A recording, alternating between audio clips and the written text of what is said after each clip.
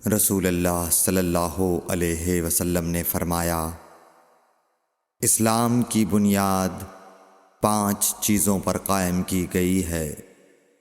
اول، گواہی دینا کہ اللہ کے سوا کوئی معبود نہیں اور بے شک حضرت محمد صلی اللہ علیہ وسلم اللہ کے سچے رسول ہیں، اور نماز قائم کرنا اور زکوٰۃ ادا کرنا اور حج کرنا اور رمضان کے روزے رکھنا۔ صحیح بخاری حدیث نمبر 8۔ نبی کریم صلی اللہ علیہ وآلہ وسلم نے فرمایا کہ ایمان کی 60 سے کچھ اوپر شاخیں ہیں، اور حیا شرم بھی ایمان کی ایک شاخ ہے۔ صحیح بخاری حدیث نمبر 9۔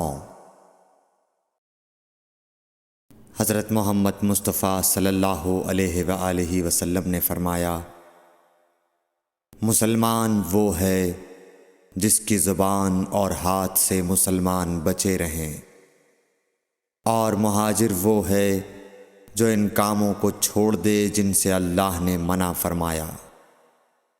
صحیح بخاری حدیث نمبر 10۔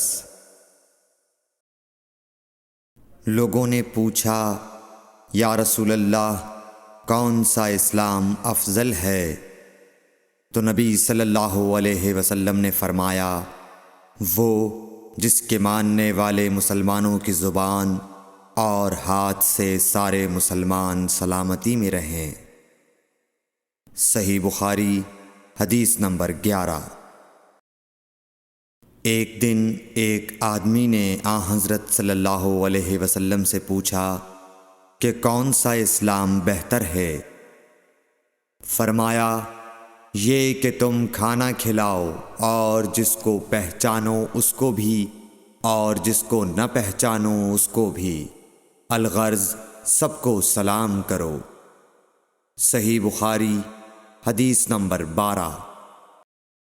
حضور اکرم صلی اللہ علیہ وآلہ وسلم نے فرمایا، تم میں سے کوئی شخص ایماندار نہ ہوگا جب تک اپنے بھائی کے لیے وہ نہ چاہے جو اپنے نفس کے لیے چاہتا ہے۔ صحیح بخاری حدیث نمبر 13۔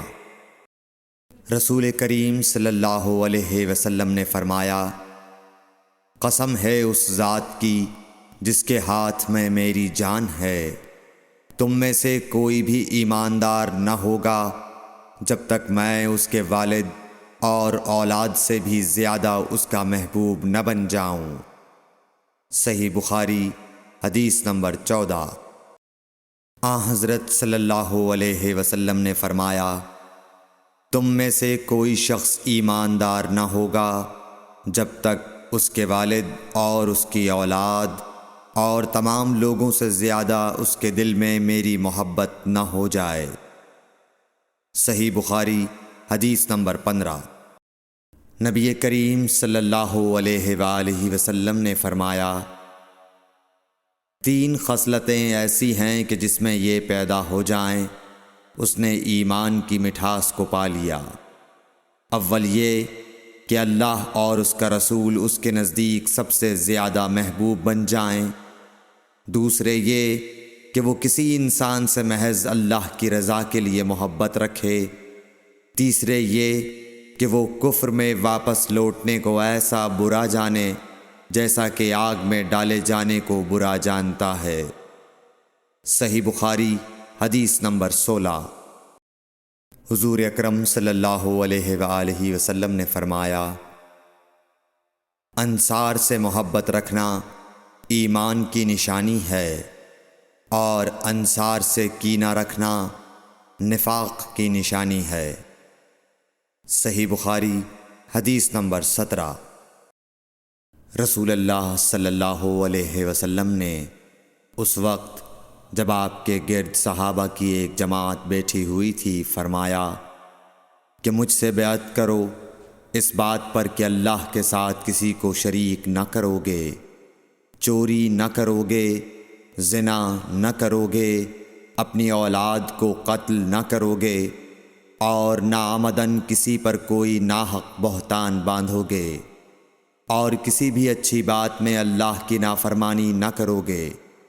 جو کوئی تم میں اس عہد کو پورا کرے گا تو اس کا ثواب اللہ کے ذمے ہے، اور جو کوئی ان بری باتوں میں سے کسی کا ارتکاب کرے اور اسے دنیا میں اسلامی قانون کے تحت سزا دے دی گئی تو یہ سزا اس کے گناہوں کے لیے بدلہ ہو جائے گی، اور جو کوئی ان میں سے کسی بات میں مبتلا ہو گیا اور اللہ نے اس کے گناہ کو چھپا لیا تو پھر اس کا معاملہ اللہ کے حوالے ہے، اگر چاہے معاف کرے اور اگر چاہے سزا دے دے۔ عبادہ کہتے ہیں کہ پھر ہم سب نے ان سب باتوں پر آپ صلی اللہ علیہ وسلم سے بیعت کر لی۔ صحیح بخاری حدیث نمبر 18۔ رسول اللہ صلی اللہ علیہ وسلم نے فرمایا، وہ وقت قریب ہے جب مسلمان کا سب سے عمدہ مال اس کی بکریاں ہوں گی، جن کے پیچھے وہ پہاڑوں کی چوٹیوں اور برساتی وادیوں میں اپنے دین کو بچانے کے لیے بھاگ جائے گا۔ صحیح بخاری حدیث نمبر 19۔ رسول اللہ صلی اللہ علیہ وسلم کسی کام کا حکم دیتے تو وہ ایسا ہی کام ہوتا جس کے کرنے کی لوگوں میں طاقت ہوتی۔ اس پر صحابہ کرام نے عرض کیا کہ یا رسول اللہ، ہم لوگ تو آپ جیسے نہیں ہیں، آپ تو معصوم ہیں اور آپ کی اللہ پاک نے اگلی پچھلی سب لغزشیں معاف فرما دی ہیں، اس لیے ہمیں اپنے سے کچھ زیادہ عبادت کرنے کا حکم فرمائیے۔ یہ سن کر آپ ناراض ہوئے، حتیٰ کہ خفگی آپ کے چہرہ مبارک سے ظاہر ہونے لگی۔ پھر فرمایا کہ بے شک میں تم سب سے زیادہ اللہ سے ڈرتا ہوں اور تم سب سے زیادہ اسے جانتا ہوں، بس تم مجھ سے بڑھ کر عبادت نہیں کر سکتے۔ صحیح بخاری حدیث نمبر 20۔ حضور اکرم صلی اللہ علیہ وآلہ وسلم نے ارشاد فرمایا، جس شخص میں یہ 3 باتیں ہوں گی وہ ایمان کا مزہ پالے گا۔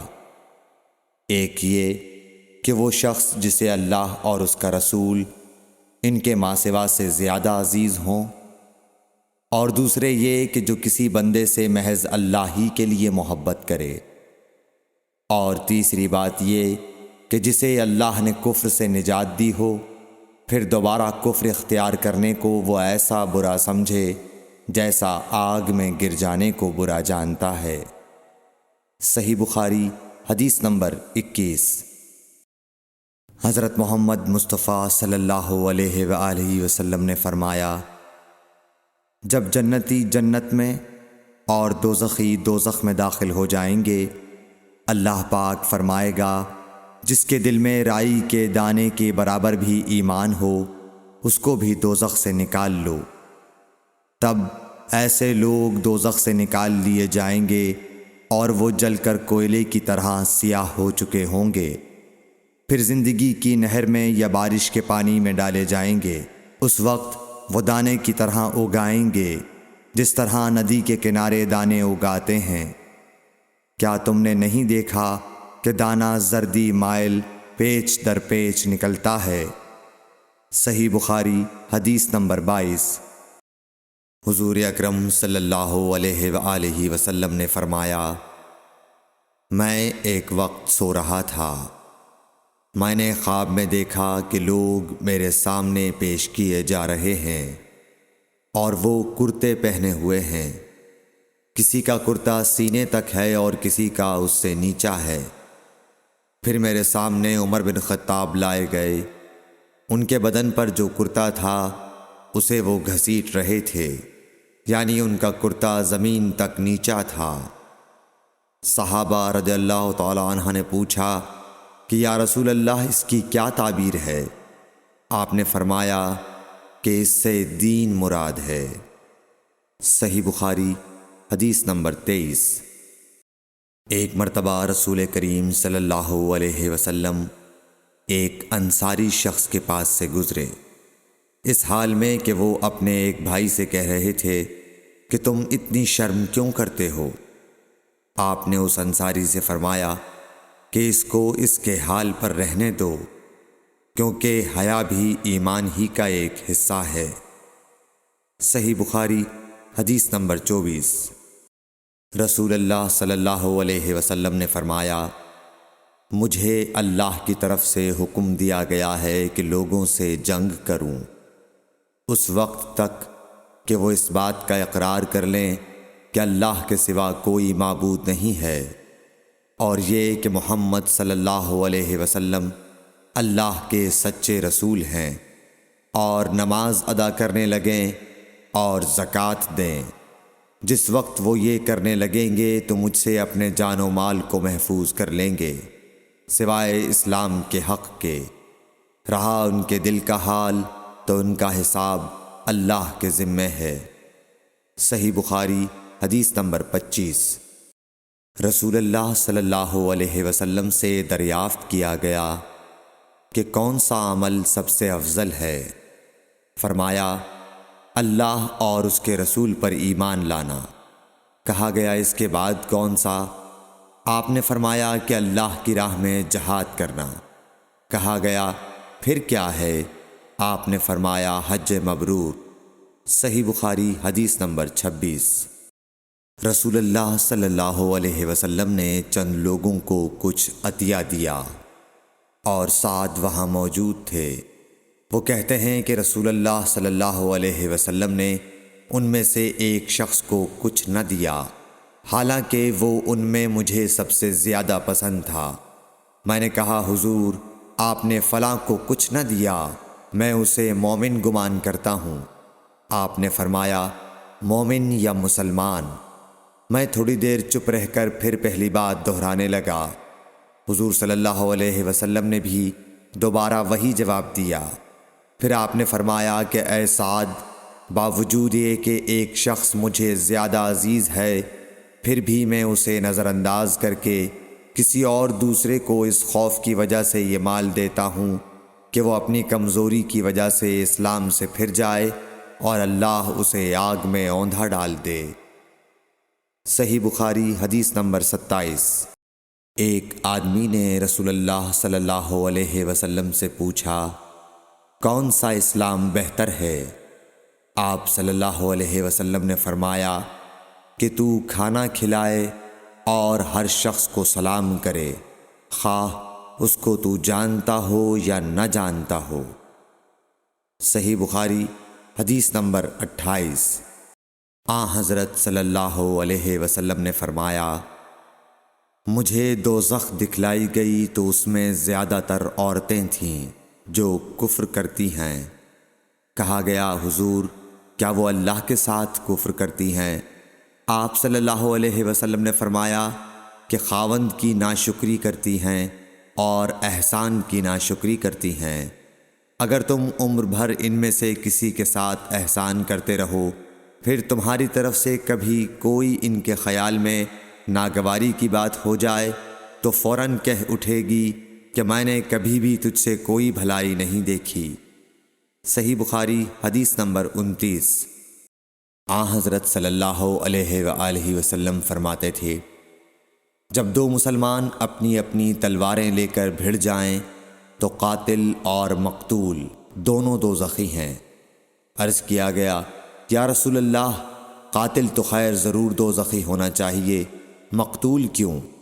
فرمایا، وہ بھی اپنے ساتھی کو مار ڈالنے کی حرص رکھتا تھا، موقع پاتا تو وہ اسے ضرور قتل کر دیتا، دل کے عزم صمیم پر وہ دوزخی ہوا۔ صحیح بخاری حدیث نمبر 30۔